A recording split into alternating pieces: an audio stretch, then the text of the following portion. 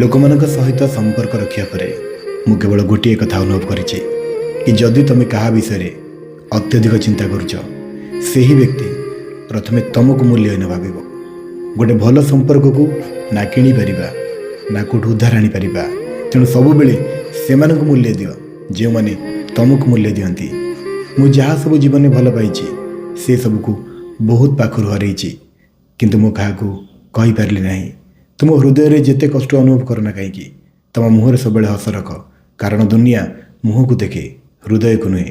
ଭାଗ୍ୟ ଯେମିତି ଚାହିଁଛି ଠିକ୍ ସେମିତି ହେଇଛି, କାରଣ ମୁଁ ବି ବହୁତ ସତର୍କତାର ସହ ଚାଲିଥିଲି, ତଥାପି ହାରିଗଲି। କିଏ ବିଶ୍ୱାସ ଭାଙ୍ଗିଲା, କିଏ ହୃଦୟ ଭାଙ୍ଗିଦେଲା ଏବଂ ଲୋକମାନେ ଭାବିଲେ ଯେ ମୁଁ ବଦଳିଗଲି।